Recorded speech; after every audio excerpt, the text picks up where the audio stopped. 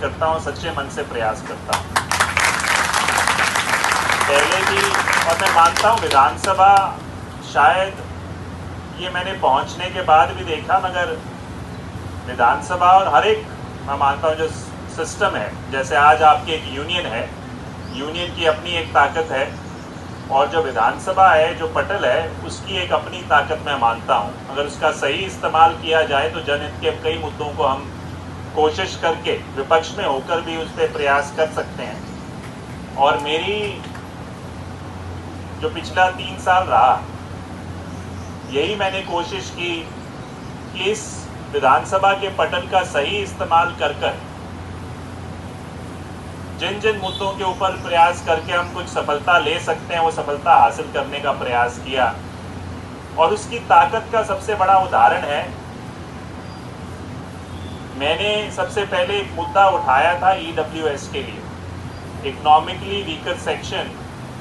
जब मैं नया नया विधायक बना था, मेरे पास भी कोई खास ऐसा नहीं था कि तजुर्बा था, बट कुछ साथी मेरे पास आए,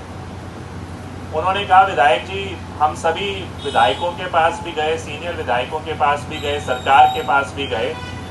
और हमारी एक मांग है कि जो पुलिस कर्मी जो भर्ती होती है, पुलिस की भर्ती होती है, उस भर्ती के अंदर जो EWS का प्रावधान है सरकार का, उसमें कोई एज रिलैक्सेशन का प्रावधान नहीं है। जैसे SC वर्ग को मिलता है, OBC वर्ग को मिलता है, हमारे EWS को आपने एक कैटेगरी तो बना दी कि भी इसको स्पेशल ताकत देने की सरकार बात करती है, पर उसमें एज रिलैक्सेशन का प्रावधान नहीं है। जब आप एग्ज़ाम्स देते हो तो आपको हमें एक साधारण श्रेणी के हिसाब से ही हमें मौका दिया जाता है, और जो बहुत बड़ी खामी, और मुझे समझ आया कि अगर आप ताकत देना चाहते हो EWS वर्ग को, तो एग्ज़ाम्स के अंदर जिस तरीके से SC, देखिए काफ़ी लंबे समय से ये संघर्ष कर रहे हैं। तकरीबन 1-1.5 साल पहले भी मुझे इन्होंने एक ज्ञापन दिया था, मैं यहीं पे सिरसा में मिला था, और मुझको उनकी मांग जायज़ लगी कि जिस तरीके से ये काम करते हैं हर एक विभाग के अंदर, और उसके बाद भी जिस आर्थिक जो इनकी हालात हैं वो सही नहीं है आज के परिवेश के साथ। तो उस समय मैं शायद पहला विधायक था जिसने विधानसभा में भी इनकी मांग को रखा था कि 35,400 की जो मांग थी। और अब आज की तारीख में मैं मानता हूँ पिछले कुछ समय से ये संघर्ष ने और ज़्यादा गति ली है, तो आज मैं फिर से उनका सहयोग और समर्थन करने के लिए यहाँ पर आया हूँ, और यही विश्वास दिलाने के लिए कि जो आने वाला समय भी है, चाहे विधानसभा के अंदर हो या बाहर हो, इनकी जायज़ मांग को मैं फिर से, मेरी तरफ से पूरा समर्थन रहेगा, सहयोग रहेगा,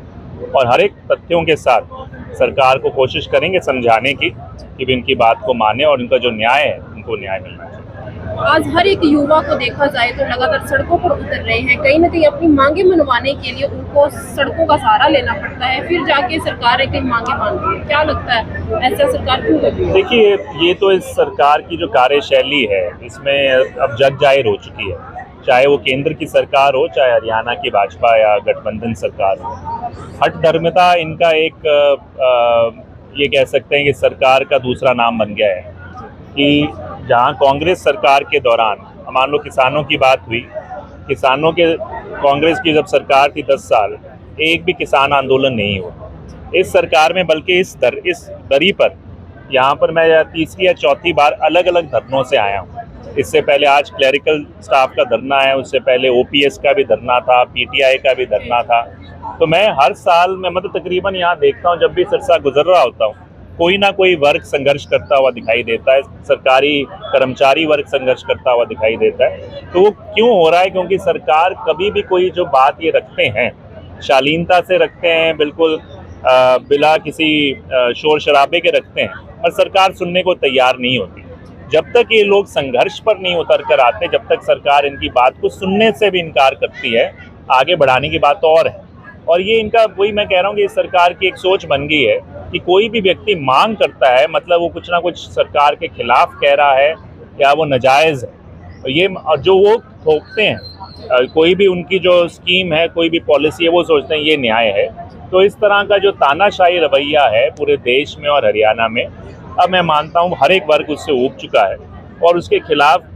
हर कोई वर्ग अब सड़कों में उतरने को तैयार है। तो मैं मानता हूं कि आने वाला समय बदलाव का होगा, और अगली बार चुनाव में ये बदलाव देखने को भी मिलेगा।